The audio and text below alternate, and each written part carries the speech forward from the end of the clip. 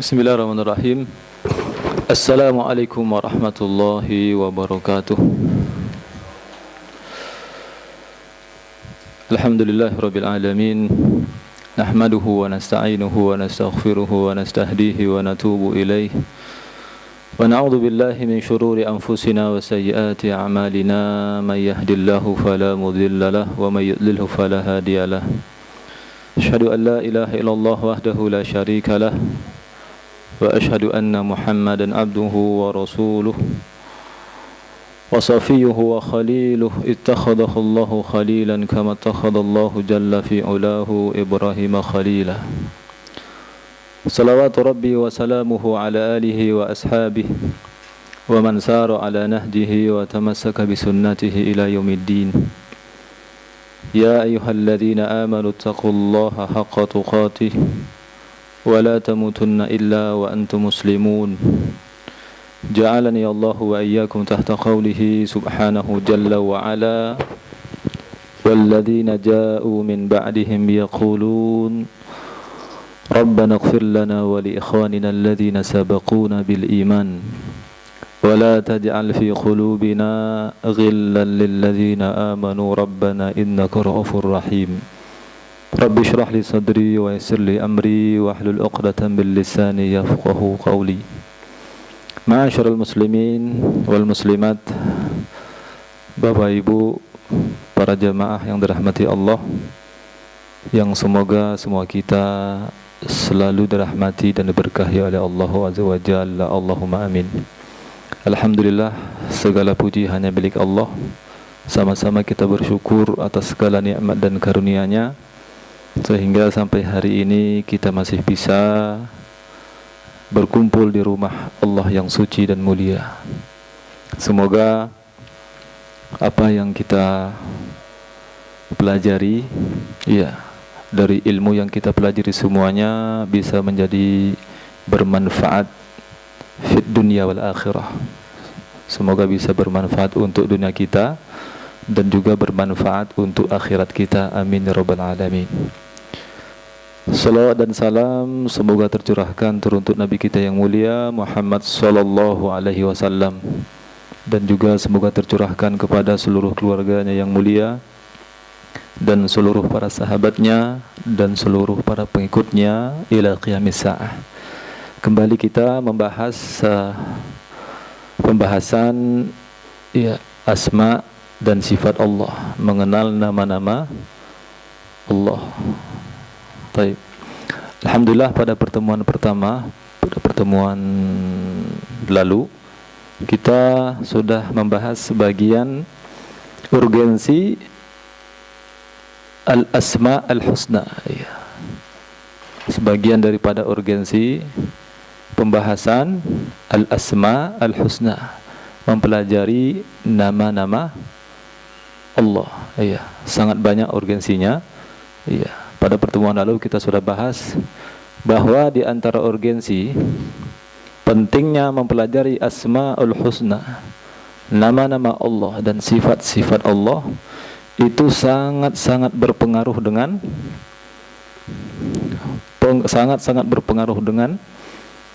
ibadah.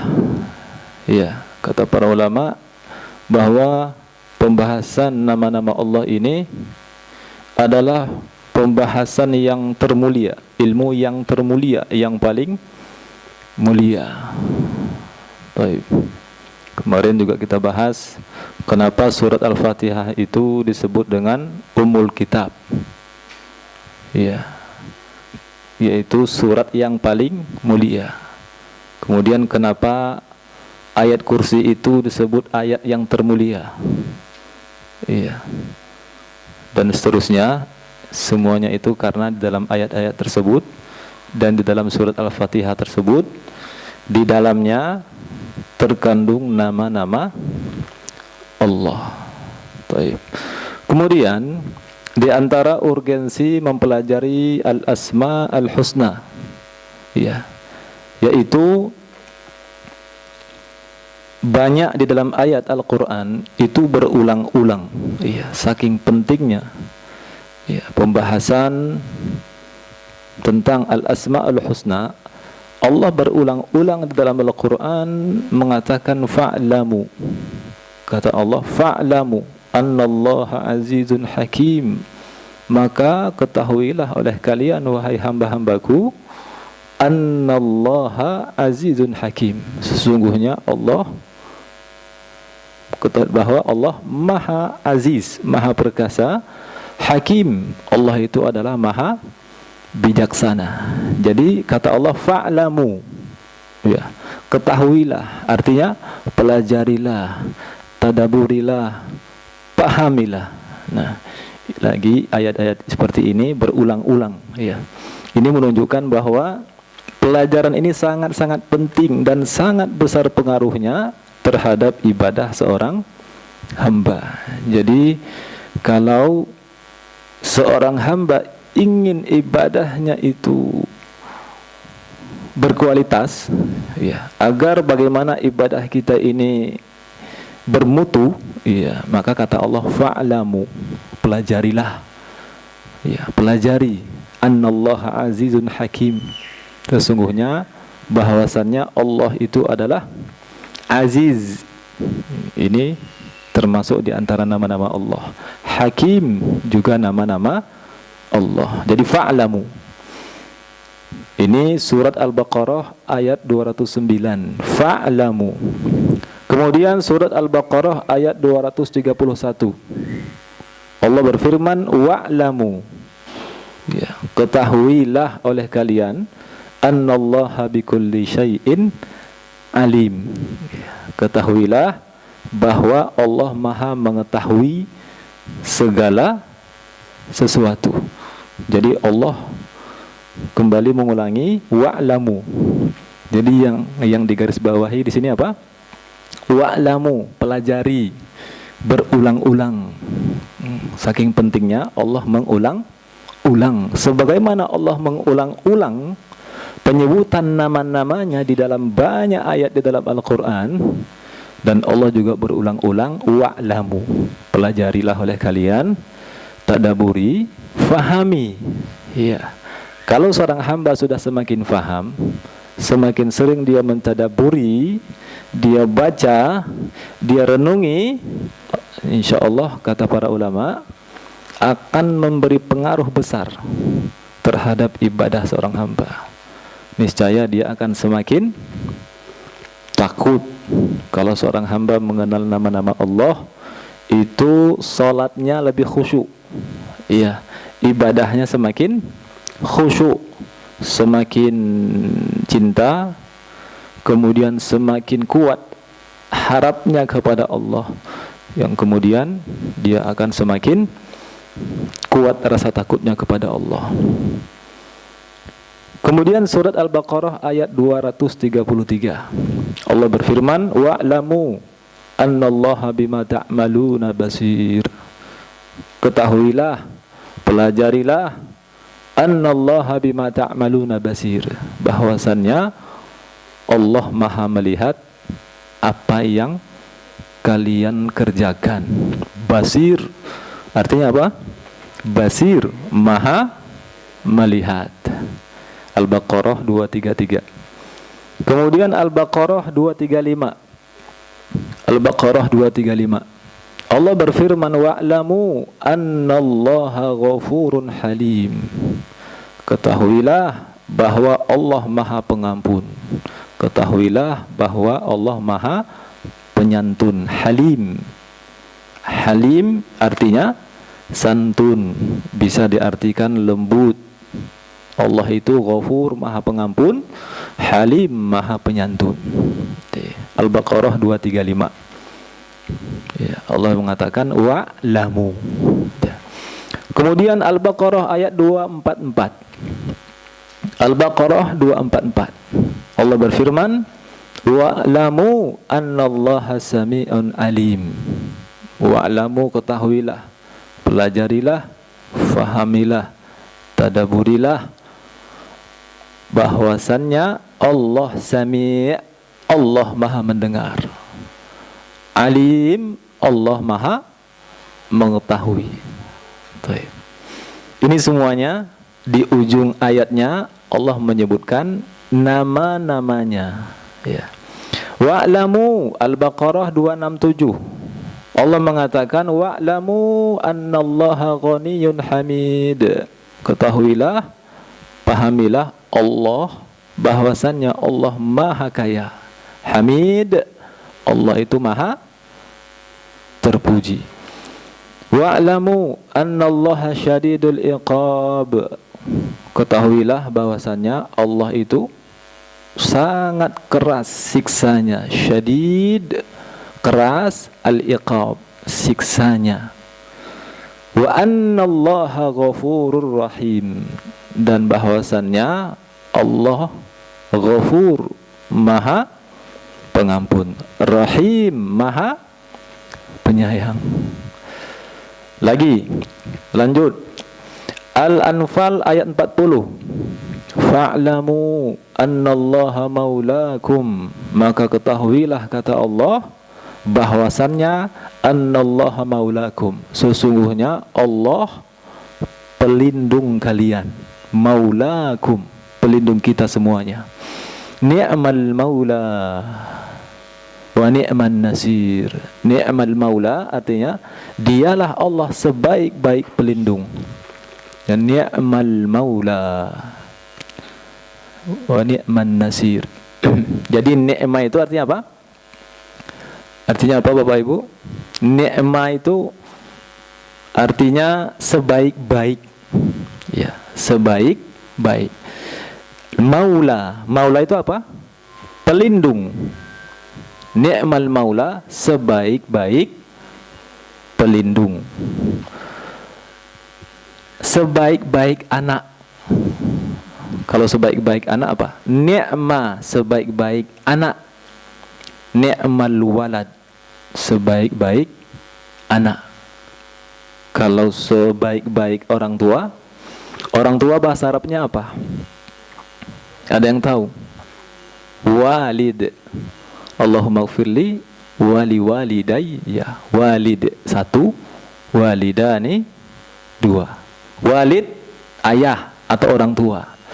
Jadi kalau dikatakan ayah itu bisa mewakili orang tua, ayah dan ibu. Jadi ni'ma sebaik-baiknya walid, orang tua. Ni'mal walid. Jadi kalau bahasa Arabnya, kalau kita memuji seseorang, kalau dia punya sifat terpuji, maka bisa disebut dengan ni'mal walid, sebaik-baik orang tua. Sebaik-baik ibu, ni'mal sebaik-baik bapak, ni'mal ab. Apa lagi kira-kira contoh lain biar lebih menjiwai bahasa Arabnya? Ni'mal ya Pak? Ni'man nasir, ya. Wa ni'man nasir. Nasir artinya apa? An-nasir, penolong. Allah yang maha penolong. Ni'man nasir. Sebaik-baik istri,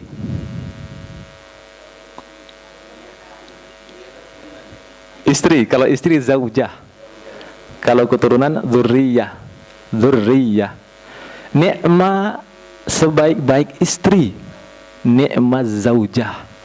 Sebaik-baik suami, ni'maz zauji, ni'maz zauj. Apa lagi? Jadi seperti itu. Nah, tapi kalau zaujah, zauji, walid, walad, apa lagi? Semuanya itu adalah makhluk. Sebaik-baiknya makhluk, sesempurna-purnanya makhluk. Yang namanya makhluk penuh dengan keterbatasan. Makhluk, kita sama makhluk bisa saling tolong-menolong Bapak Ibu? Bisa kan? Bisa saling memberi, bisa saling bertukar, bisa kan? Bisa saling berbagi, bisa saling menolong, ya.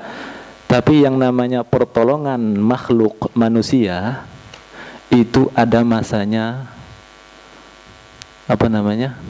Terkadang kita bisa menolong, terkadang kita tidak bisa menolong. Terkadang kita bisa minta tolong, terkadang kita tidak bisa minta tolong. Itulah makhluk. Dia bisa menolong kalau dia bisa.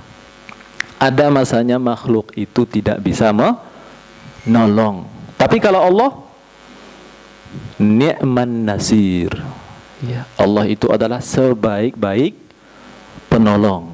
Nah, inilah yang patut kita tadaburi. Ya, seluruh nama-nama yang Allah sebutkan tentang dirinya di dalam Al-Quran itu tidak ada cacat, tidak ada batas, sempurna. Makanya nama-nama Allah itu disebut dengan Al-Asma Al-Husna, nama-nama yang husna, nama-nama yang indah, nama-nama yang terbaik. Asma Al-Husna.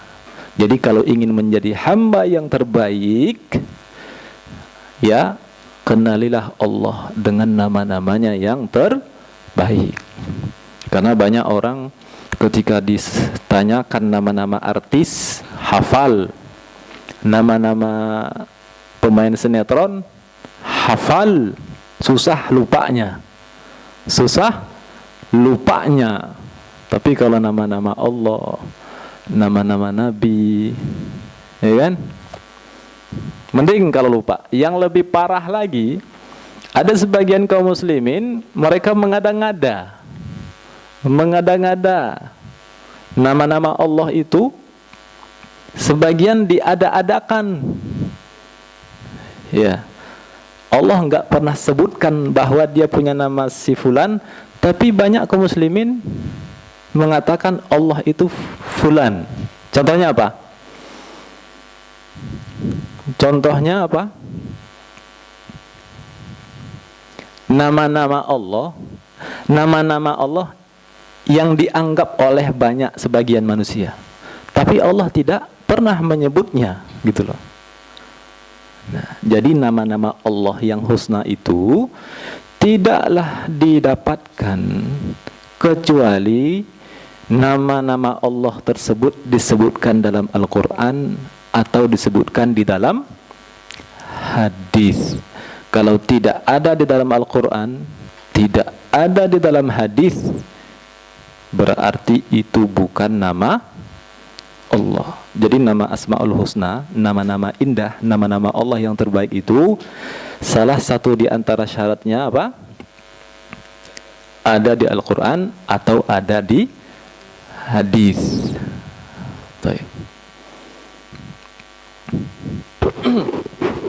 Contoh Al-Jalad. Al-Jalad itu artinya kuat. Iya. Kalau secara bahasa, kata para ulama, Al-Jalad bagus, Allah kuat, Allah maha kuat kan? Tapi kalau untuk mengatakan Allah itu Jalad, kuat, iya, itu penamaan yang keliru. Ya, penamaan yang keliru. Yang benar itu apa? Yang benar itu Al-Qawi, yang kuat. Al-Aziz, yang maha perkasa. Bijaksana apa? Bijaksana? Al-Hakim. Nah, jadi serupa tapi tidak sama. Sebagian orang mereka mengkiaskan, oh, di dalam Al-Quran Allah punya nama Al-Qawi, Allah maha kuat, iya kan? Jalalu itu nama Allah, karena memang Allah yang sebutkan dalam Al-Quran. Tapi kalau Al-Jalad mirip, sama-sama kuat, sama-sama kuat. Tapi Al-Jalad itu kalau diteliti lagi, kata para ulama bahasa, kata Imam Al-Khattabi rahimahullah dan para ulama yang lain, Al-Jalad itu kalau lebih teliti lagi, itu ternyata tidak sama dengan Al-Qawi.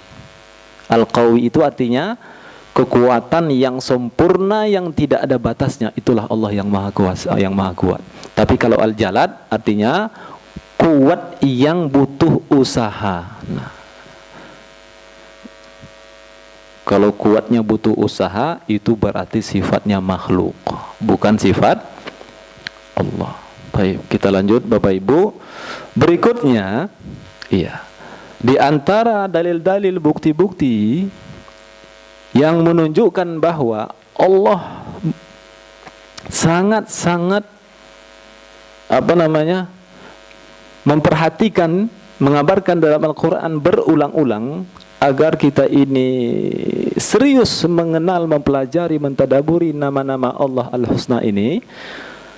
Allah berfirman di surat Al-Baqarah 235. Al-Baqarah 235. Allah berfirman, wa'lamu annallaha ya'lamu ma fi anfusikum fahdharu. Wa'lamu, ketahuilah, pelajarilah, fahamilah. Annallaha ya'lamu, sesungguhnya Allah Maha mengetahui, ma fi anfusikum, apa yang ada di dalam hati kalian. Fahdharuhu, maka takutlah kalian kepada Allah. Saya ulangi ya. Al-Baqarah 235, Allah berfirman, wa'lamu, ketahuilah, annallaha ya'lamu ma fi anfusikum, sesungguhnya Allah Maha mengetahui apa yang ada di dalam hati kalian. Fahdharuhu, maka takutlah kalian kepada Allah. Iya. Apa kata Allah? Fa'lamu atau wa'lamu. Nih, berulang-ulang Allah mengingatkan, pelajari. Terus ulang-ulang, pelajari. Kemudian surat Muhammad 19. Fa'lam, ketahuilah, annahu la ilaha illallah. Ketahuilah, pelajarilah, fahamilah, tadaburilah oleh kalian wahai hamba-hambaku, annahu, bahwasannya tidak ada Tuhan, la ilaha illallah, tidak ada Tuhan yang patut disembah selain Allah. Jadi Bapak Ibu, semakin kita mengikuti keilmuan yang ada dalam ayat-ayat Allah, contohnya ayat ini. Iya, sebelumnya juga tadi sudah banyak ayat-ayatnya. Kalau kita perhatikan ayat ini pendek, singkat, tapi kalau kita ikuti ilmu-ilmunya per huruf, per kata atau per huruf, coba. Fa'lam annahu la ilaha illallah. Ketahuilah. Fa'lam itu artinya apa? Ketahuilah, fahamilah, tadaburilah, renungilah. Ibu ya? Ini perintah siapa? Perintah Allah. Artinya apa? Kalau orang mempelajari serius atau tidak serius? Ya kan? Berkelanjutan atau kadang-kadang? Nah, apalagi Allah menyuruh kita berulang-ulang. Fa'lamu wa'lamu fa'lamu anallaha azizun hakim fa'lamu anallaha bima ta'malun. Terus. Banyak. Di ayat ini kata Allah, fa'lam annahu la ilaha illallah. La artinya tidak ada. Ilaha artinya apa? La ilaha illallah. La artinya tidak ada. Ilah artinya Tuhan. Illallah, ilah kecuali Allah. Baik. Ilahun berarti artinya apa? Ilahi. Apa artinya ilahi? Tuhanku. Berarti ilahun artinya Tuhan. Jadi ingat Bapak Ibu, kata ilah benar artinya Tuhan benar, tapi kurang sempurna terjemahannya, kurang sempurna pengartiannya. Bapak Ibu ya, ilahun artinya Tuhan. Bapak Ibu masih ingat kata Rob? Rob artinya apa Rob? Tuhan juga kan? Alhamdulillahi Rabbil alamin. Alhamdu segala puji, lillahi hanya milik Allah. Rabbil alamin. Rabb itu Tuhan semesta alam. Apa bedanya ilahun artinya Tuhan dengan Rabbun artinya juga Tuhan? Bedanya di mana? Kalau Rabb itu pencipta, menguasai seluruh alam. Kenapa tidak ila rabbun la rabbun illallah? Kalau ilah artinya apa?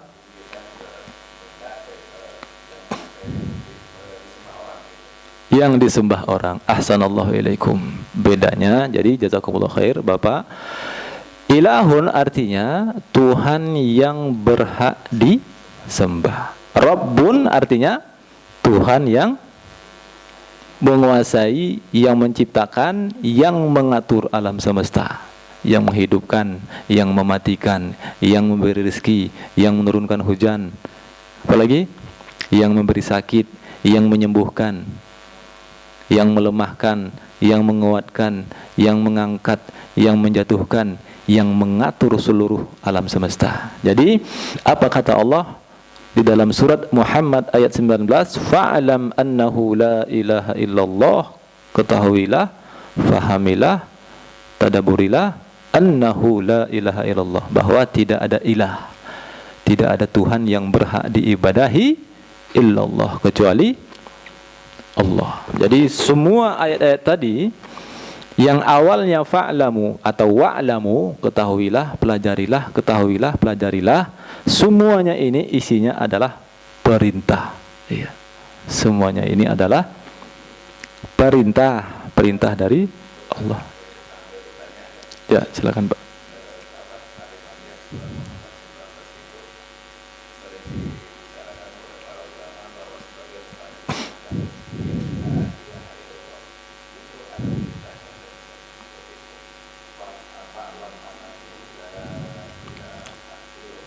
Ya.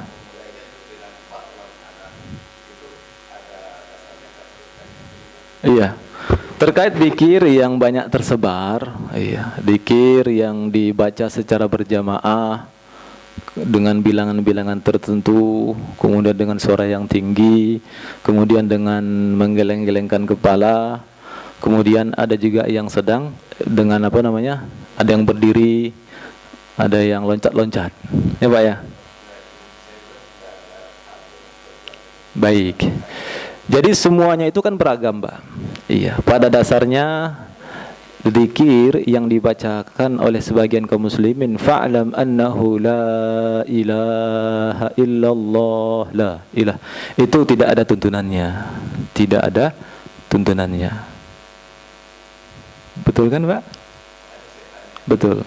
Tidak ada tuntunannya. Sampai hari ini kita belum mendapatkan satupun dalil ya Nabi, dari Nabi SAW atau dari para sahabat, mereka mengucapkan zikir dengan cara seperti itu. Fa'lam annahu la ilaha illallah. Itu tidak ada dalilnya.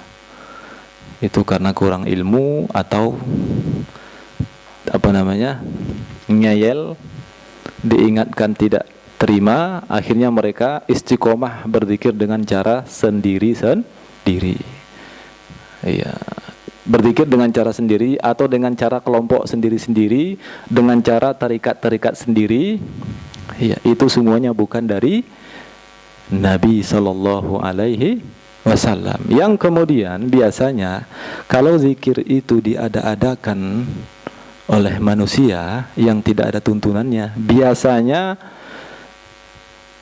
biasanya itu semakin berkembang. Iya kan? Nabi nggak pernah mencontohkan fa'lam annahu la ilaha illallah, la ilaha illallah. Kalau ada yang mengada-ngada seperti itu mesti nanti berkembang. Terbukti kan?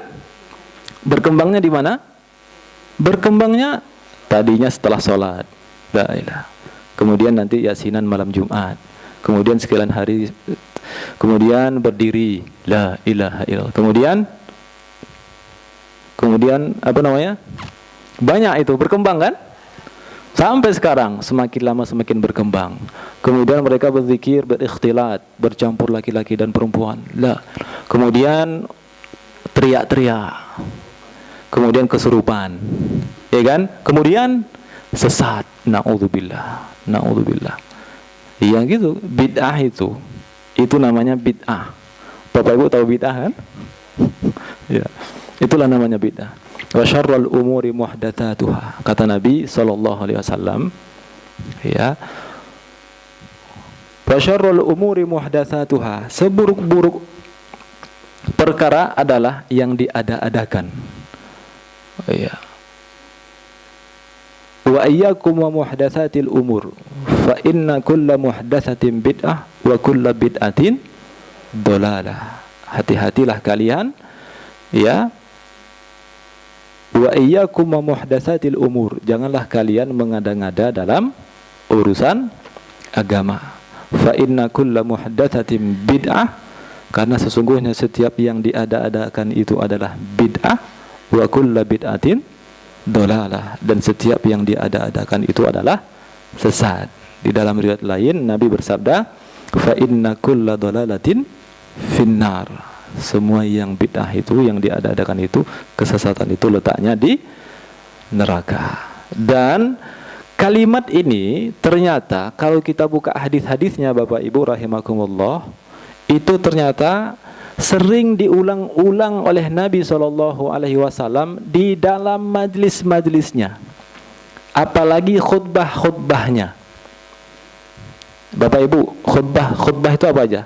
Ada khutbah Jumat, khutbah Idul Fitri, khutbah Idul Adha, khutbah apa lagi? Khutbah nikah. Semuanya khutbah-khutbah itu kalau kita buka, hampir semuanya Nabi tidak pernah meninggalkan kalimat wa iyyakum wa muhdatsatil umur fa inna kulla muhdatsatin bid'ah wa kulla bid'atin dolalah wa kulla dolalatin finnar. Inilah muqaddimah yang paling indah, yang paling senang disampaikan oleh Nabi berulang-ulang sampai beliau wafat. Hatta khutbah nikah. Khutbah nikah itu yang paling masyhur apa? Innal hamdalillahi nahmaduhu wa nasta'inuhu wa nastaghfiruhu wa na'udzu billahi min syururi anfusina wa sayyiati a'malina may yahdillahu fala mudhillalah wa may yudhlilhu fala hadiyalah. Syahadu alla, dan seterusnya. Wa syarrul umuri muhdatsatuha fa inna kulla muhdatsatin bid'ah wa kulla bid'atin dhalalah wa kulla dhalalatin finnar. Jadi kata Allah, al-yauma akmaltu lakum dinakum wa atmamtu alaikum ni'mati wa raditu lakumul islam madina. Sudah sempurna, tidak butuh, tidak perlu ditambah. Baik, lanjut.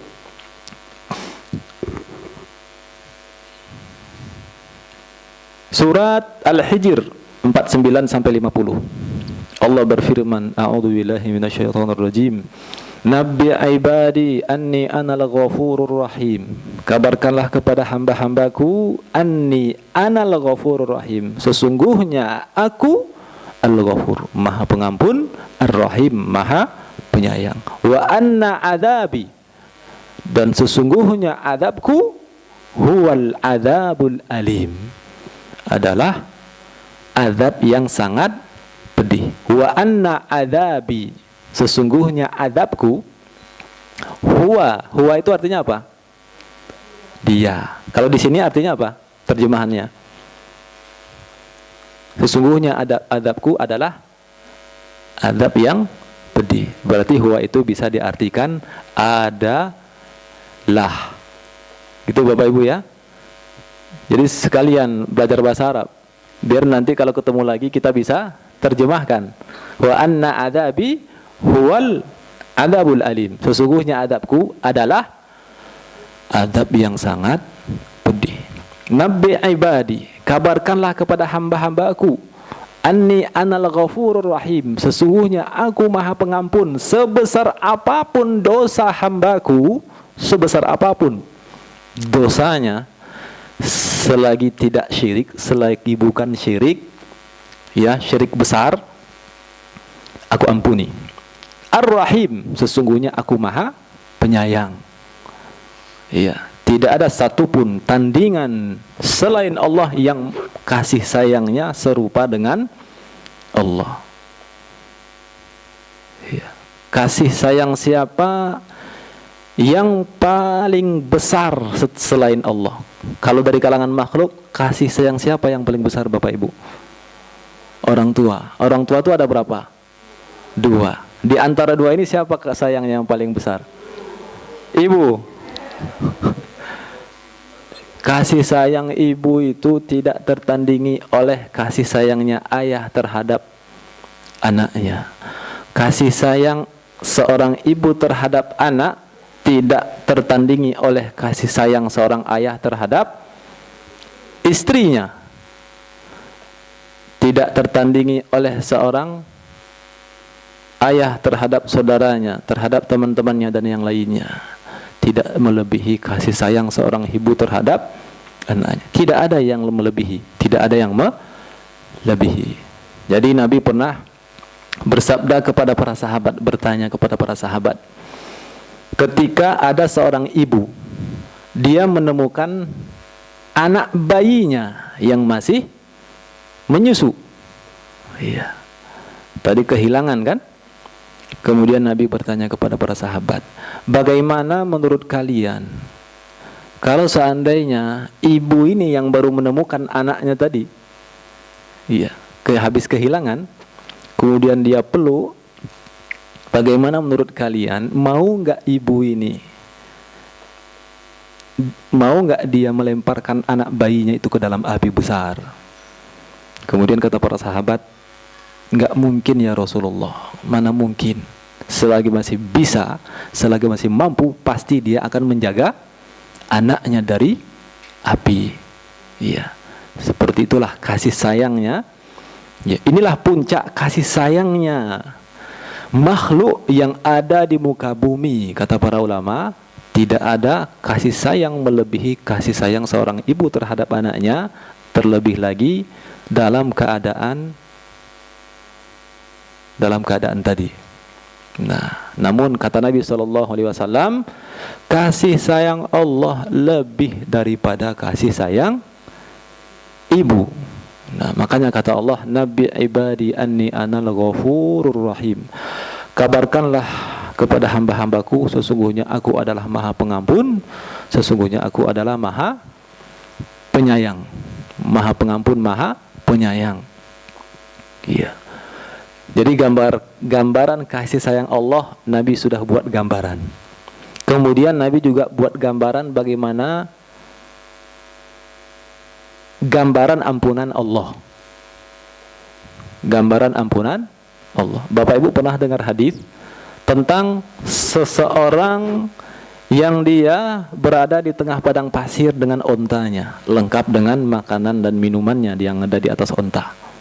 Tiba-tiba ontanya hilang.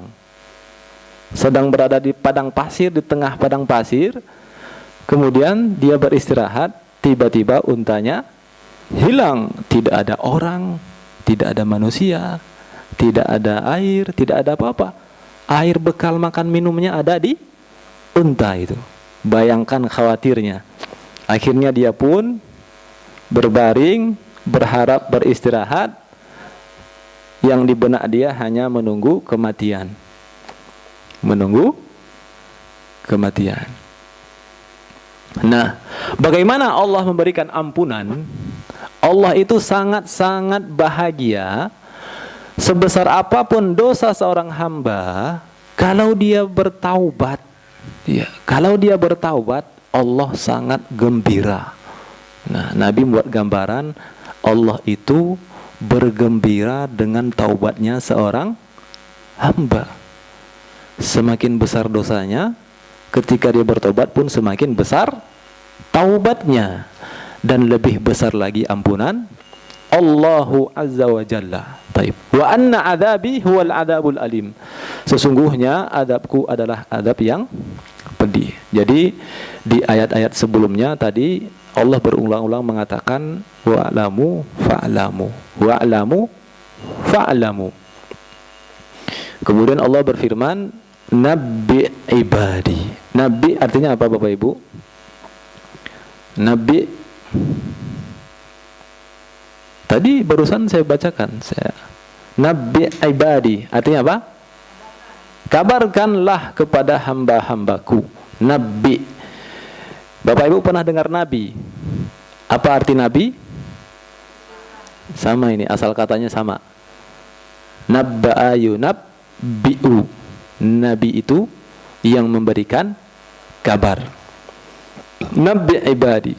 Jadi fa'lamu wa'lamu, fa'lamu wa'lamu, berulang-ulang Allah sebutkan di dalam Al-Quran agar kita ini serius, continue, istiqomah mempelajari nama-nama Allah. Nabi ibadi, kabarkanlah kepada hamba-hambaku, aku adalah maha pengampun, aku adalah maha penyayang.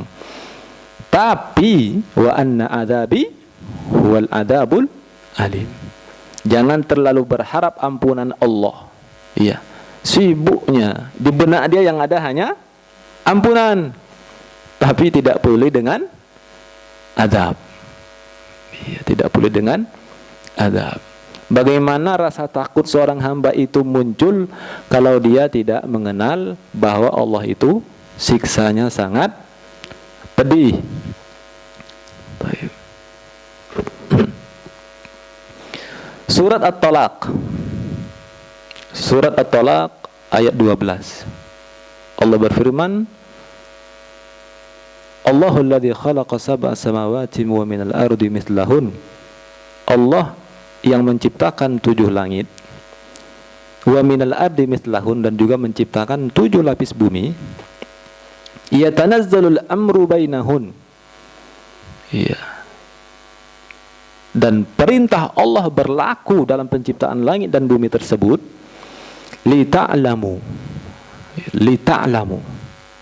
Jadi Allah menjelaskan bahwa Allah menciptakan 7 langit dan 7 bumi, dan Allah mengabarkan bahwa Allah lah yang mengurus langit dan bumi itu, lita'lamu, agar kalian mengetahui, annallaha ala kulli syai'in qadir, agar kalian mengetahui bahwa Allah Maha Kuasa atas segala sesuatu, wa annallaha qad ahata bikulli syai'in ilma, dan ilmu Allah itu benar-benar meliputi segala sesuatu. Bisa dipahami nggak Bapak Ibu? Jadi Allah bercerita, Allah mengabarkan tentang apa yang Allah perbuat, bahwa Allah telah menciptakan langit, menciptakan bumi, kemudian mengabarkan bahwa Allah itu punya maksud, ya kan? Allah yang ngatur semuanya. Ya. Jadi semua yang Allah ciptakan itu agar kalian tahu, wahai hamba-hambaku, bahwa Allah itu Maha Kuasa. Allah itu Maha Kuasa atas segala sesuatu, dan Allah itu benar-benar meliputi segala satu pengetahuannya, ilmunya, kekuasaannya meliputi segala sesuatu.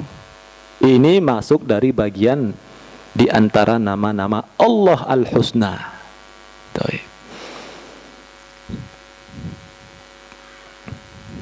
Kemudian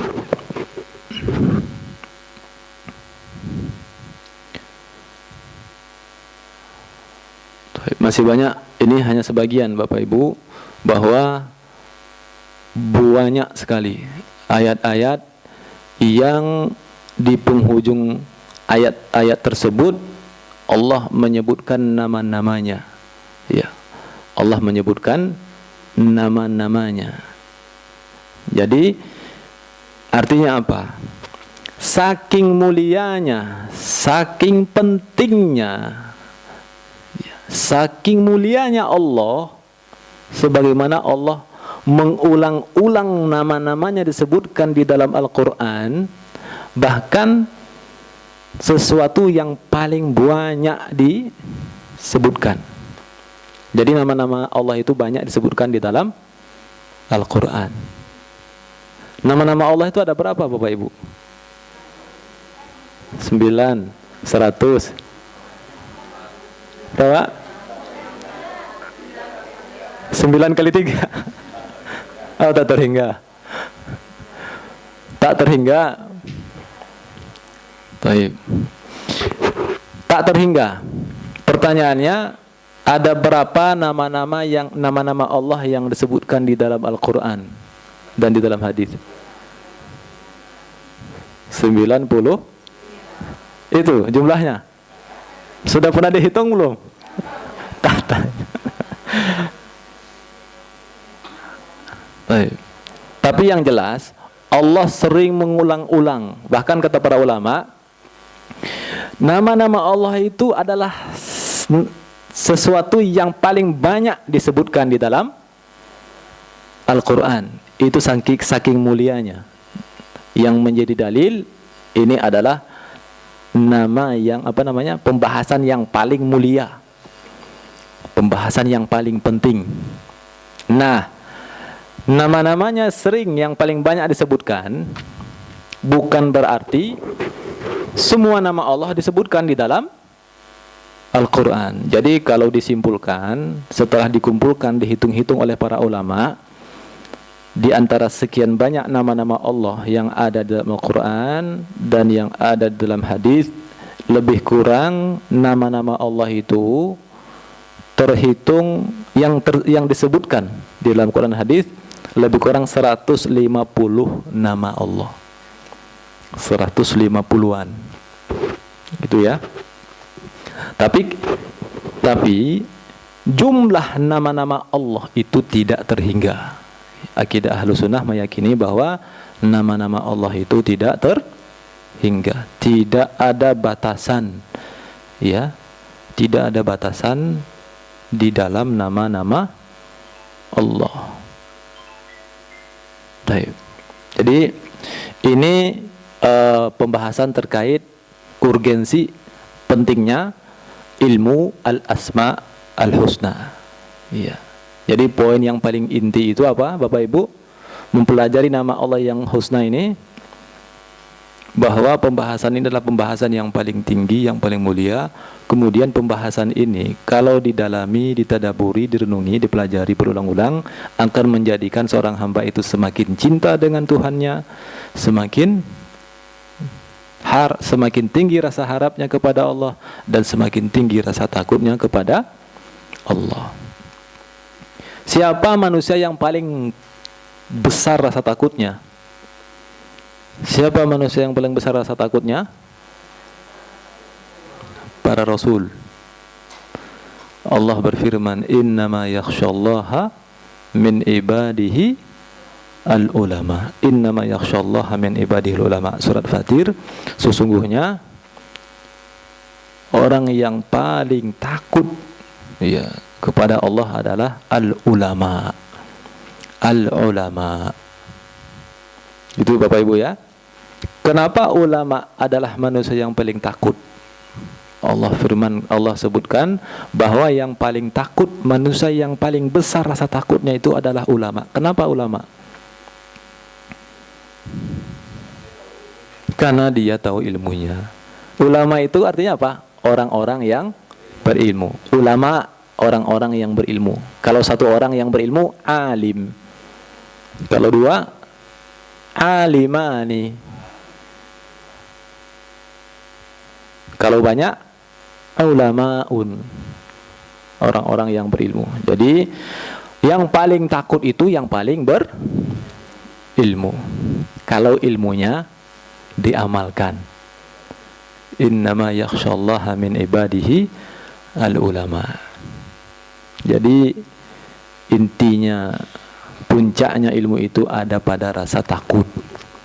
Ya, selagi ilmu yang kita pelajari, yang kita ketahui itu menjadikan kita takut, semakin takut, itulah ilmu yang bermanfaat. Baik. Selanjutnya kita ingin membahas terkait ada beberapa kaidah terkait kaidah yang paling dasar dalam Asmaul Husna. Iya. Ini perlu dicatat Bapak Ibu agar tidak salah dalam memahami asma dan sifat. Ada kaidah yang paling mendasar. Iya. Ini mohon dicatat ya, agar kita tidak salah memahami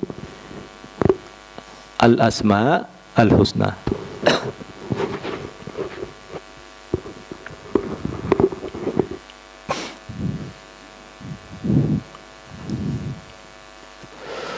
Baik.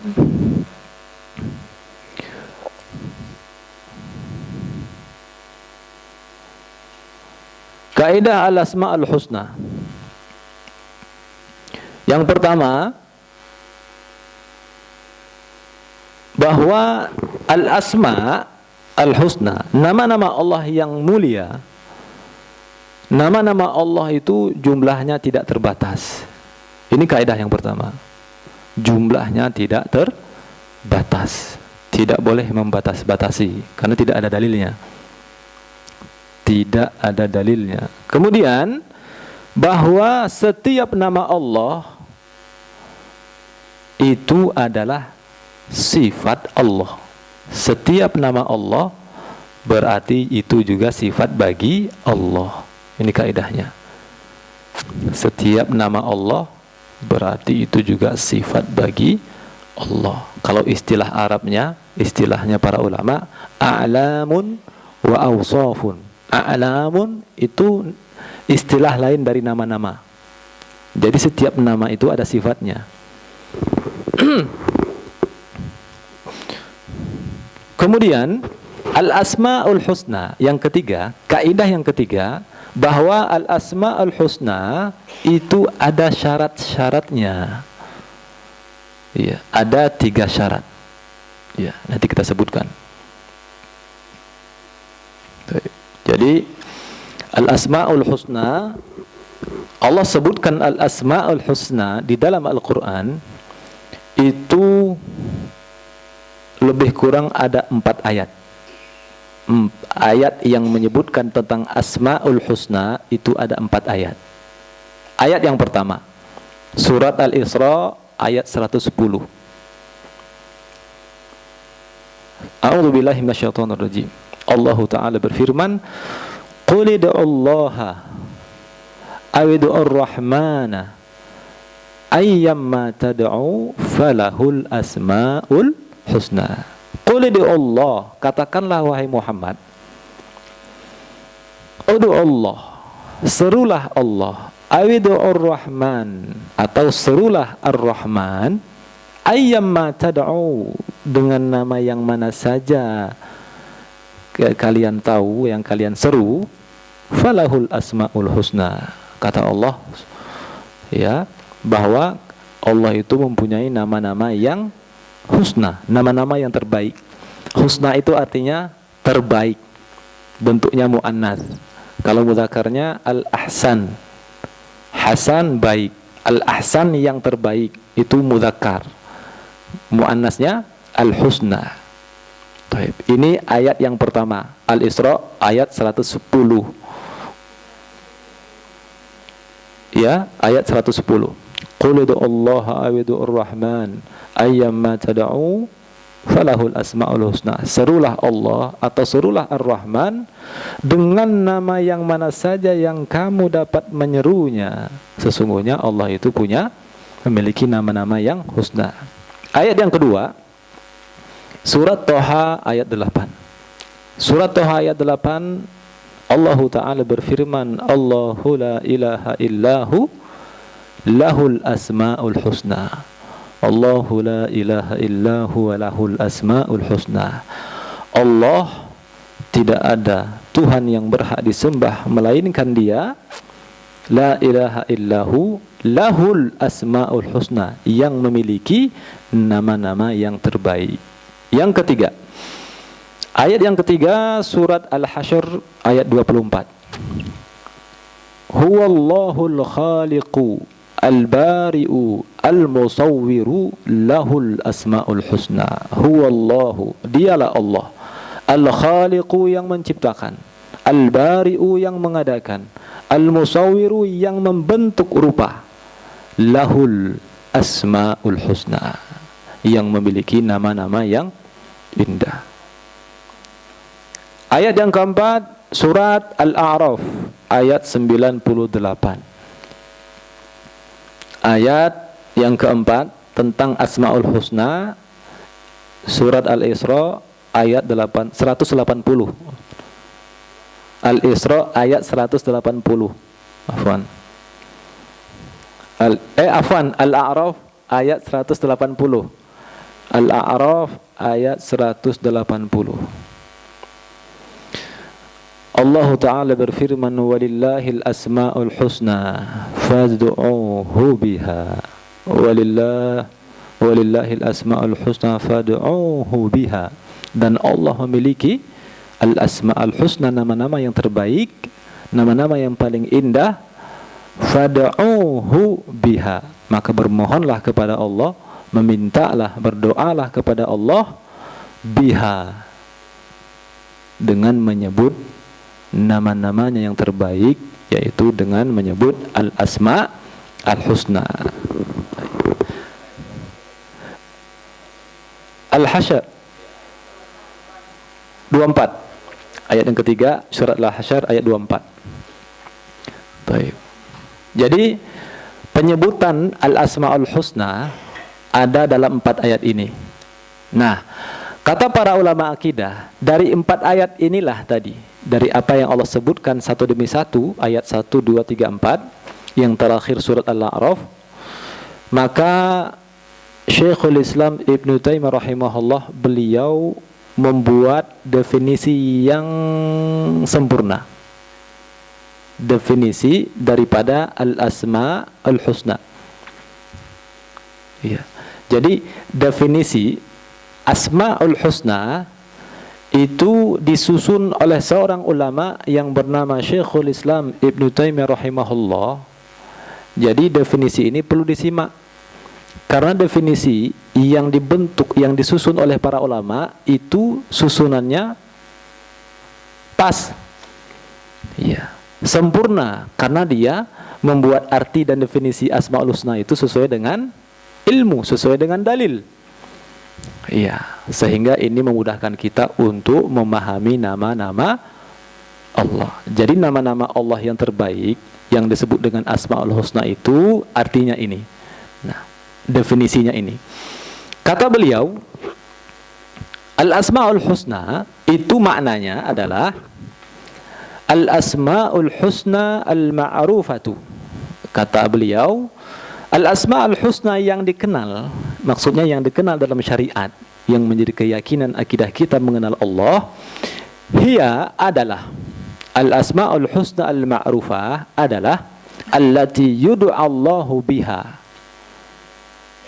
Ya, allati yud'allahu biha, yaitu nama-nama Allah yang disyariatkan untuk berdoa dengannya. Ini poin 1. Wahiyallati ja'at fil kitabi wa sunnah. Ini poin 2. Artinya wahiyallati ja'at fil kitabi wa sunnah, yaitu nama-nama Allah, nama-nama yang disebutkan di dalam Al-Quran dan Sunnah. Wahiyallati taqtadil madha wa thana'a binafsiha. Yang ketiga, nama-nama itu menunjukkan pujian dengan sendirinya. Yang ketiga, nama-nama itu menunjukkan pujian dengan sendirinya. Ya, saya ulangi Bapak Ibu ya.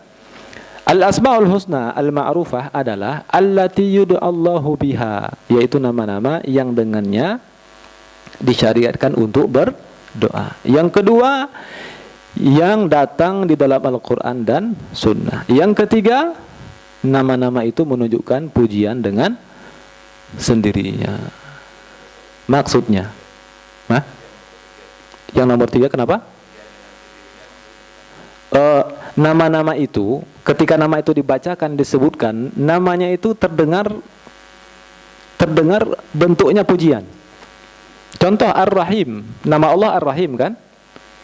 Ya, pujian kan? Allah Maha Penyayang, berarti Allah itu Maha Penyayang. Jadi kesan terpuji. Iya, jadi ada sifat terpujinya. Gitu maksudnya. Jadi yang pertama apa? Nama-nama yang digunakan untuk berdoa dengannya. Artinya kalau kita berdoa, kita menyebut nama-nama itu.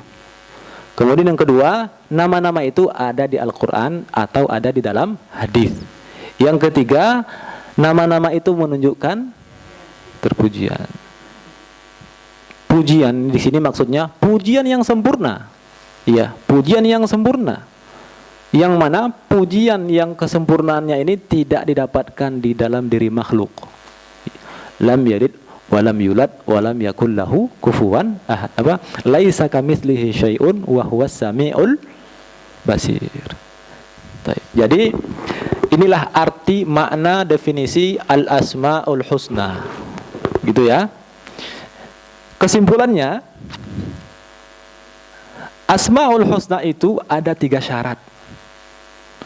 Kalau kurang 1 di antara 3, ada yang kurang, berarti dia tidak termasuk dalam kategori Al-Asma Al-Husna. Walaupun indah bahasa Arabnya, seperti tadi Al-Jalad atau Al-Arif. Arif, ana arif, anta ta'rif. Arif, arif artinya apa Bapak Ibu? tahu. Nggak boleh kita sebutkan bahwa Allah punya nama Arif, kan? Kalau alim, Allah Maha mengetahui. Kalau Arif, Allah Maha tahu juga. Tapi Arif dalam letterlek bahasa Arab itu maknanya tidak sama dengan alim. Jadi Arif itu kalau lebih teliti lagi kata para ulama, itu tidak sesuai kalau dinisbatkan kepada nama Allah. Karena Arif itu maknanya pengetahuan, keilmuan yang diawali dengan kebodohan. Jadi kalau kita manusia boleh disifati dengan arif, ya kan? Kita arif, ya karena memang kita bodoh sebelumnya kan, sampai sekarang pun masih bodoh.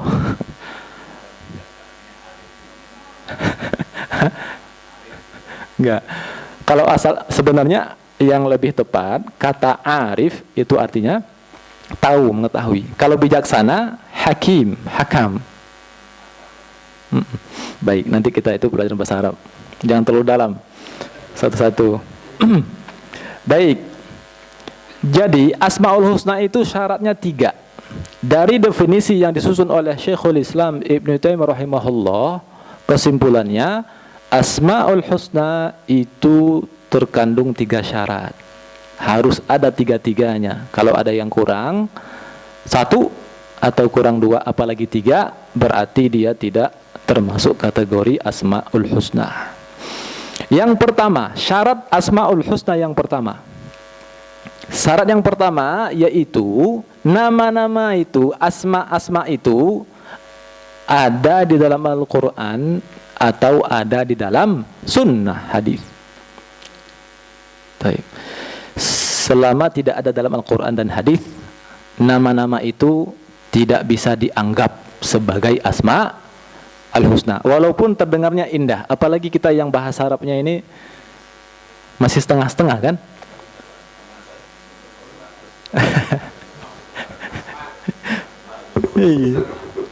Nanti jangan gampang terpukau. Jangan gampang terpukau dengan bahasa Arab. Baik, yang pertama syaratnya ada dalam Al-Quran atau hadis. Yang kedua, disyariatkan untuk berdoa dengannya. Yang ketiga, menunjukkan pujian dengan sendirinya. Baik, kita bahas yang pertama dulu.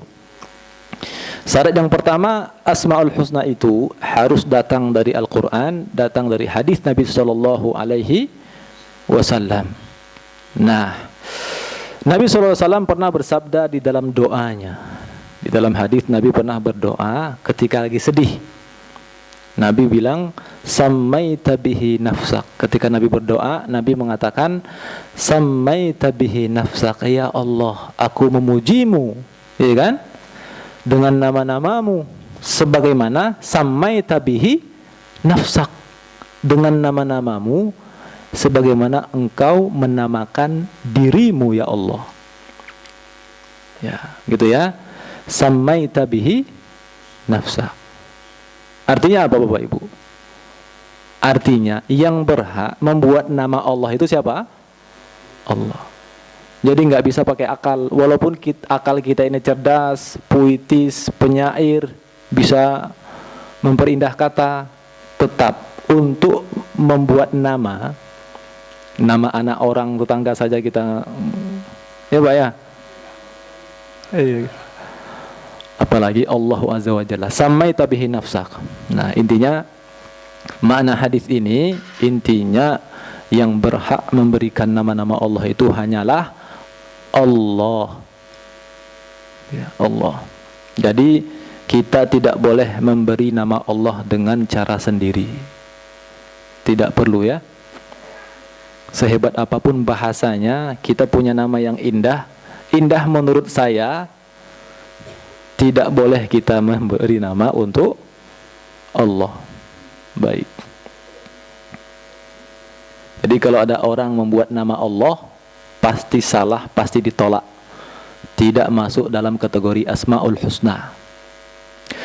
Di antara contoh penamaan yang keliru terhadap nama-nama Allah, salah satu contohnya yaitu Al-Aqil.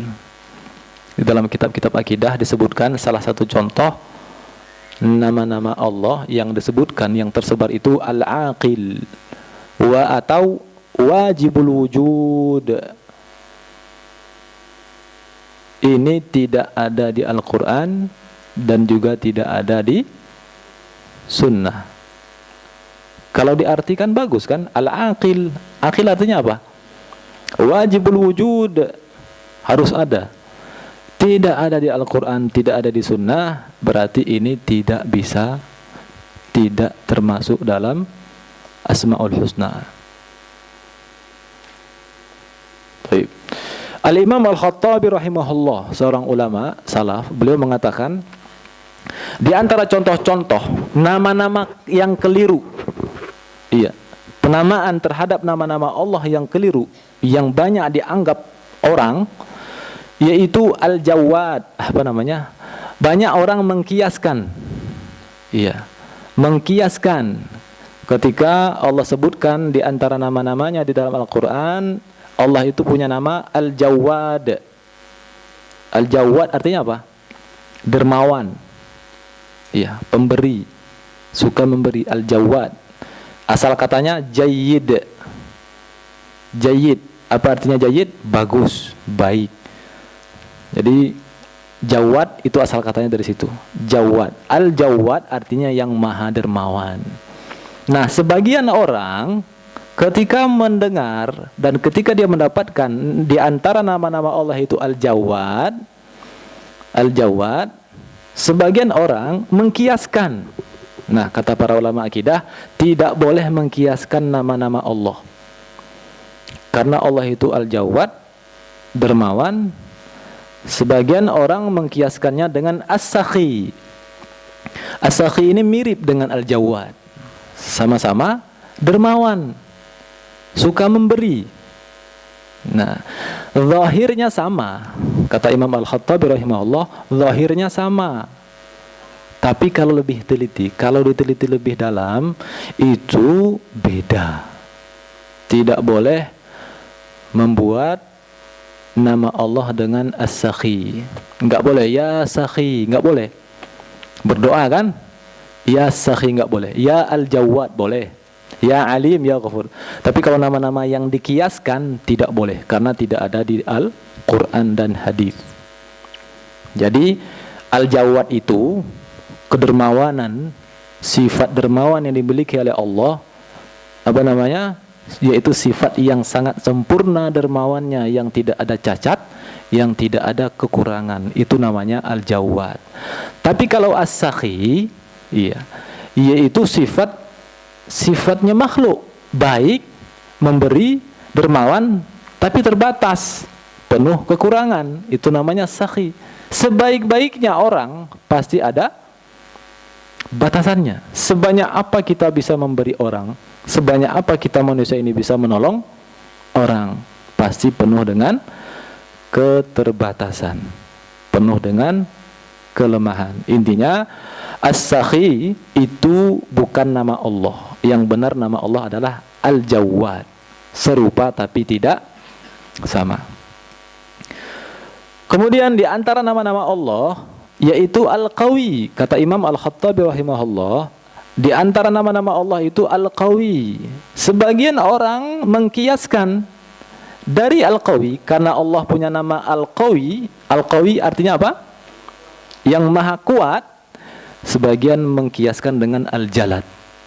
Nah, Jalad itu sama artinya dengan Al-Qawi, sama-sama kuat. Tapi kalau lebih jeli teliti, beda.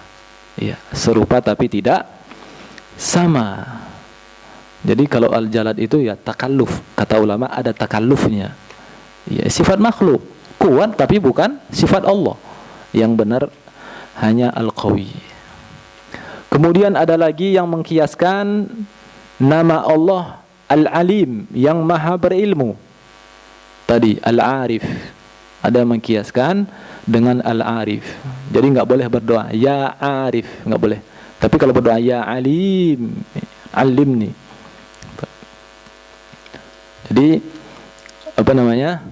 nama-nama Allah itu tidak boleh dikiaskan. dan harus ada di Al-Quran, wajib juga ada di dalam hadis. Kemudian yang kedua tadi apa? Disyariatkan berdoa dengan nama-nama tersebut. Iya. Contohnya apa Bapak Ibu? Ya Ghaffar, Ighfirli, Ya Rahim, Irhamni. Apa lagi? Ya Hayyu Qayyum. Enggak, kalau minta nih. Kita minta diampuni, ya Allah ampuni aku. Ya Ghaffar, kita minta ampun, berarti kita panggil Allah dengan namanya apa? Ya Ghaffar, yang maha pengampun. Ighfir li. Kalau kita minta kasih sayang, rahmati aku. Rahim, ya Rahim, irham ni. Apa lagi yang lain? Minta rezeki, ruzuqni. Ya Razzaq, ruzuqni. Gitu kalau minta. Jangan nggak nyambung. Dia minta ampun, tapi dia bilang apa? Dia minta rezeki, dia bilang ya Ghaffar. Jadi nggak nyambung kan? Kalau afu ya. Kalau al-afu afini, ya, gitu.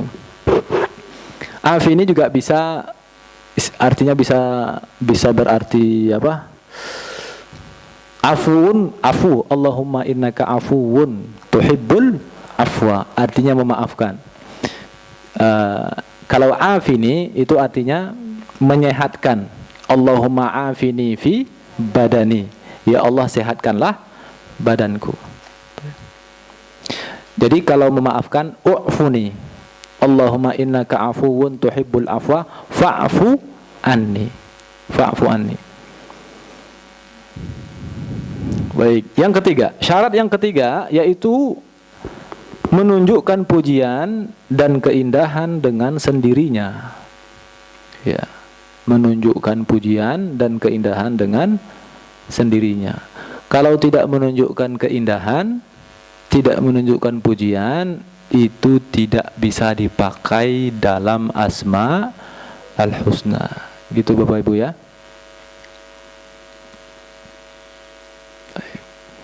Jadi tidak semua sifat, ya, tidak semua sifat atau perbuatan Allah yang Allah sebutkan di dalam Al-Quran itu bisa dijadikan sebagai asma. Tidak semua perbuatan atau sifat yang Allah sebutkan di dalam Al-Quran tentang dirinya tidak berarti itu otomatis asma. Tidak berarti itu otomatis nama-nama Allah. Contoh, Allah berfirman di dalam surat An-Naml ayat 88. Contoh Bapak Ibu, tolong perhatikan. Allah berfirman, Sun'allahilladzi atqana kulla syai'. Sun'allahi, itulah perbuatan Allah yang membuat, atqana kulla syai', yang membuat dengan sempurna segala sesuatu. Sun'allah, itulah perbuatan Allah. Allah yang membuat semuanya. Jadi sun'allah, perbuatan Allah. Jadi Allah yang membuat. Jadi perbuatan Allah ini tidak bisa diartikan dengan bahwa Allah itu punya nama pembuat. Ngerti nggak Bapak Ibu? Kalau Rahim, apa namanya? Kalau Allah menyayangi, apa namanya? Kalau Rahim itu nama, otomatis sifat. Tapi kalau ada sifat atau perbuatan yang Allah sebutkan, tidak otomatis nama. Makanya ini contohnya, sun Allah, itulah perbuatan Allah. Ya, tidak bisa kita katakan Allah itu maha pembuat. Coba, indah enggak? Terpuji enggak kira-kira? Allah itu maha pembuat. Ya buat apa? Bisa dipahami Bapak Ibu? Enggak indah kan? Tidak ada kandungan, apa namanya, tidak menunjukkan keindahan, tidak menunjukkan pujian. Jadi tidak semua perbuatan dan sifat Allah yang disebutkan di dalam Al-Quran itu berarti nama. Jadi tidak boleh mengatakan as-sani. Surat Al-Baqarah 138, Allah berfirman, Sibghatallahi wa man ahsanu minallahi sibghatan wa nahnu lahu abidun. Sibghatallah, sibghah Kalau arti letterliknya sibghatullah itu celupan Allah. Wa man ahsanu minallahi sibghah, dan siapakah yang lebih baik sibghahnya daripada Allah. Jadi perbuatan Allah sibghatullah, iya, tidak boleh membuat nama as-sabiq. Allah itu as-sabiq. Iya, pencelup. Gitu. Jadi tidak sesuai, tidak menunjukkan keindahan. Kemudian Allah berfirman surat Al-Burud ayat 16, fa'alul lima yurid, maha kuasa berbuat. Fa'al, Allah itu maha kuasa berbuat lima yurid, yang dia kehendaki. Jadi fa'al itu Allah maha pembuat. Bukan berarti ini masuk dalam kategori nama Allah. Kenapa fa'al, Allah maha pembuat, tidak masuk dalam kategori Asmaul Husna? Kenapa? Karena tidak menunjukkan pujian. Betul nggak Bapak Ibu? Bisa dipahami nggak nih? Bisa? Fa'al, Allah maha pembuat. Indah nggak terdengar? Nggak ada yang indah kan? Allah buat apa? Kalau pencipta beda. Nah, ini pembuat. Buat kan bisa membuat sesuatu yang indah, bisa membuat sesuatu yang buruk. Iya kan? Allah buat surga, indah memang kalau dia buat surga. Tapi kalau Allah buat neraka, Allah buat sehat, kamu sehat. Tapi kalau buat sakit, artinya nama ini tidak ada pujiannya, belum jelas, masih samar-samar kan? Kecuali Ar-Rahim, Allah maha penyayang, menyayangi, jelas indah kan? Ya kan? Ghaffar, Allah maha pengampun, jelas mengampuni. Tapi buatnya buat apa? Gitu loh. Nah, jadi tidak menunjukkan pujian, tidak menunjukkan keindahan. Ini kan judul poinnya apa? Poinnya itu nama-nama yang indah, nama-nama yang terbaik. Itu hanya milik Allah. Nama-nama Allah yang indah itu, yang memberinya hanya Allah. Yang menamakan dirinya adalah dirinya sendiri, yaitu Allah Azza wa Jalla. Bisa dipahami sampai di sini Bapak Ibu? Insyaallah bisa dipahami ya, paham ya?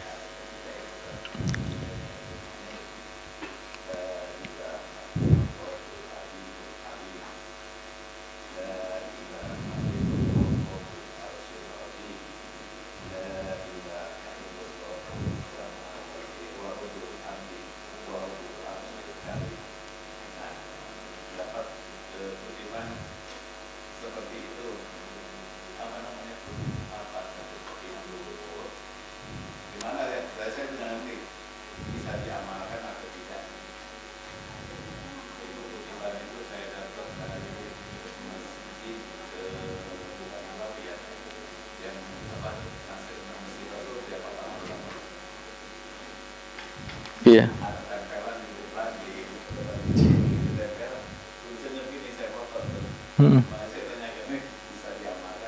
Iya. Iya, itu doa Pak. Ini doanya ini. Itu doa, namanya doa pembuka pintu rezeki.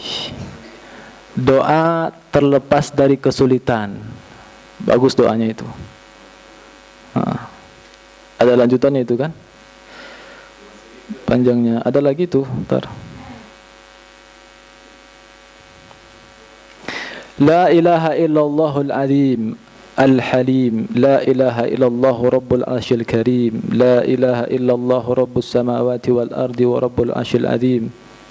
Itu namanya du'aul karbi wal hammi wal hajati. Namanya du'aul karbi, doa untuk memohon terlepas dari kesulitan. Iya, betul itu Pak. Banyak itu. Jawab sama sabar, barakallahu fikum.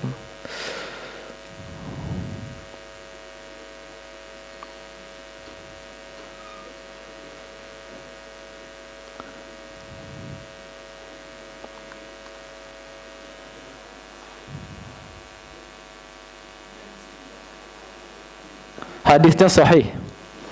Riwayat Bukhari, riwayat Imam Muslim rahimahumullah, hadis sahihain. Juga diriwayatkan disahihkan oleh Imam Suyuti dan juga Imam Albani rahimahullahu taala. Hadis sahih. Itu namanya doa al-karbi. Iya, doa terlepas dari kesulitan, memohon kepada Allah Subhanahu. Bagus itu. Kenapa? Karena kan ada nama-nama Allah itu. Baik, berikutnya Bapak Ibu, kita sampai jam 11. Oh, 11 ya. Taib, terakhir. Sifat-sifat Allah yang datang secara terikat. Nah, Allah berfirman, "Wa makaru wa makarallahu wallahu khairul makirin." Dan mereka orang-orang kafir, wa makaru, orang-orang kafir membuat makar, tipu daya, wa makarallah, Allah pun membalas tipu daya mereka. Wallahu khairul makirin, dan Allah sebaik-baik pembalas tipu daya. Berarti Allah sebaik-baik makar. Nah, ini juga tidak boleh. Nggak mungkin kan kalau kita katakan Allah itu pembuat makar. Allah pembuat makar. Iya. Terpujinya kalau Allah membuat makar untuk orang-orang kafir membalasnya. Tapi kalau Allah membuat makar untuk orang lain, untuk kita, na'udzubillah, na'udzubillah. Nah, ada lagi, innal munafiqina yukhadi'una Allah wa huwa khadi'uhum. Sesungguhnya orang-orang munafik yukhadi'una Allah, mereka hendak menipu Allah, wallah wa huwa khadi'uhum, dan Allah menipu mereka. Enggak mungkin kan Allah katakan Allah Maha menipu, enggak mungkin kan? Nah, berarti ini tidak masuk dalam kategori Asma al-Husna. Kenapa? Karena tidak menunjukkan pujian, tidak menunjukkan keindahan. Baik.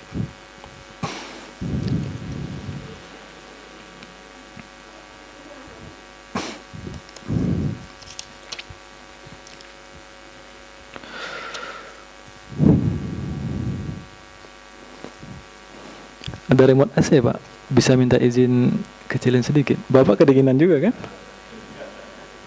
Bisa minta izin kurangi sedikit. Saya kedinginan saya, Pak.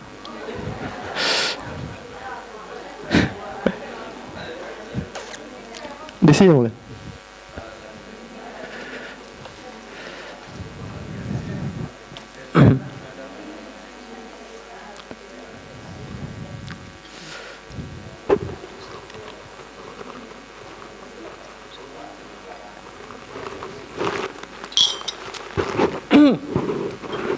Sebenarnya saya mau bilang dari awal tadi, karena sudah kedinginan dari sejak awal.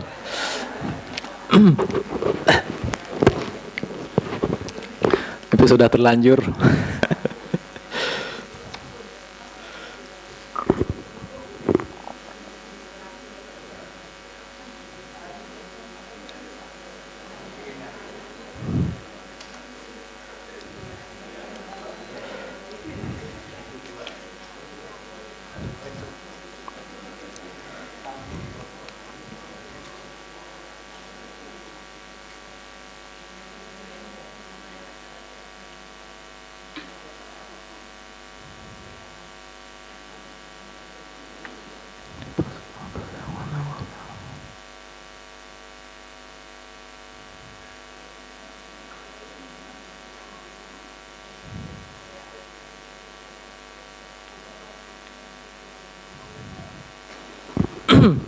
Bismillah. Assalamualaikum warahmatullahi wabarakatuh. Ustaz, apakah berdoa dalam sujud pun kita harus mengucapkan Asmaul Husna serta bersalawat kepada Nabi? Mohon contohnya Ustaz, cara pengucapannya. Baik, kalau dalam sujud Bapak Ibu, sebenarnya ketika sholat, ya, ketika sholat itu kita sudah mulai memuji Allah sejak kapan? Sejak awal. Sejak kapan? Takbir, Allahu Akbar. Kemudian apa yang kita baca pertama kali setelah itu? Doa iftitah. Setelah doa iftitah, Al-Fatihah. Nah, jadi surat Al-Fatihah itu sudah mewakili, mengawali pujian. Bahkan disebutkan surat yang terbaik di dalam Al-Quran itu adalah surat Al-Fatihah. Kenapa disebut surat yang terbaik? Karena di dalamnya terdapat Al-Asma Al-Husna. Jadi doa ketika sujud itu langsung saja berdoa, langsung menyebutkan inti yang menjadi permintaan. Iya, inti yang menjadi permintaan. Tapi kalau dalam sholat itu tentunya dengan berbahasa Arab. Ya, kalau pakai bahasa Indonesia ya di luar sholat. Ya, di luar sholat. Contohnya apa? Apa saja? Iya, sebenarnya doa-doa itu kan banyak ya, Bapak Ibu ya. Doa-doa yang kita ucapkan di luar sholat, kalau ingin diucapkan dalam sholat boleh, selama itu berbahasa Arab. Iya, baik itu doa dari Al-Quran ataupun doa dari hadis. Contohnya apa? Baik, kalau saya mau kasih contoh, ibu mau minta apa? Ini dari ibu-ibu apa bapak-bapak? Ibu mau minta apa dalam sujud?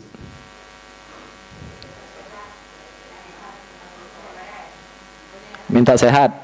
Sehat apanya? Badannya, fisiknya atau hatinya? Baik. Kalau doa minta badan sehat itu ada di dalam doa zikir pagi dan sore. Bunyinya apa tadi? Sujud. Allahu Akbar. Subhana rabbiyal a'la, subhana rabbiyal a'la, subhana rabbiyal a'la. Minta apa tadi? Allahumma afini fi badani. Kalau ingin tambah terus. Yang penting berbahasa Arab. Jadi doa-doa yang kita biasa baca di luar sholat, di zikir-zikir pagi, zikir petang, dan doa-doa yang lain, boleh dibaca selama itu berbahasa Arab ketika sujud, tanpa bersolawat, tanpa menyebutkan pujian. Berbeda. Bisa aja kalau menyebut pujian boleh, tapi maksudnya kalau fokus langsung boleh gitu loh. Tapi kalau sholatnya berjamaah jangan banyak apalagi jadi makmum. Kalau sendiri semakin panjang semakin bagus, semampunya, sekuatnya gitu. Yang penting berbahasa Arab. Gitu. Pengen contoh lain? Ibu minta apa lagi yang lain? Anak yang soleh. Anak yang soleh. Kalau minta doa anak yang soleh apa? Sudah. Allahu Akbar. Subhana rabbiyal a'la. Subhana rabbiyal a'la. Rabbi habli masalah. Minta apa lagi? Semuanya rata-rata doa-doa yang terbaik di Al-Quran itu lengkap. Lebih dari cukup. Doa dari hadis lebih dari cukup. Gitu ya. Insyaallah.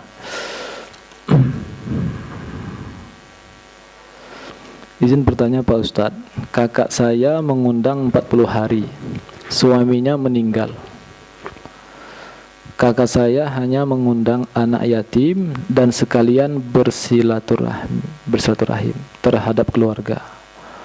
Bolehkah saya menghadirinya mengingat saya menghargai undangannya dan acara silaturahimnya?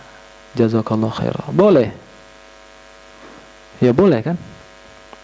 Mengundang 40 hari. Hadir saja, insyaallah enggak apa-apa. Yang penting niatnya beda. Innamal a'malu binniyat. Yang mengundang satu saudara, sudahlah seiman, kemudian saudara karib kerabat. Ya kan? Artinya kita bisa datang, yang penting niatnya tidak mengikuti ritualnya. Datang tapi dalam rangka memberikan pencerahan dengan cara masing-masing, dengan cara yang terbaik. Al-mar'u faqihu nafsahu, kata ulama, setiap orang itu dia lebih tahu tentang dirinya. Kalau dia mendapatkan anaknya, saudaranya, pamannya, kakaknya keliru, berarti dengan cara apa aku berbuat. Kan gitu Bapak Ibu ya. Yang penting hadir saja. Hadir, duduk. Ini gimana caranya? Ya masing-masing punya cara masing. Yang jelas jangan berbuat salah. Ya kan? Jangan datang-datang terus qala Allah Ta'ala wa syarrul umuri muhdatsatu, enggak.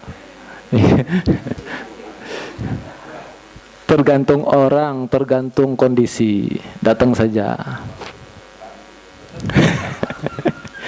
Gitu. Alhamdulillah, Bapak Ibu, mohon maaf kelewatan. Terima kasih atas segala perhatian. Mohon maaf atas segala kurangan. Wa syakarallahu lakum. Kita tutup dengan doa kafaratul majlis. Subhanaka Allahumma bihamdika asyhadu an la ilaha illa anta nastaghfiruka wa natubu ilaik. Assalamualaikum warahmatullahi wabarakatuh.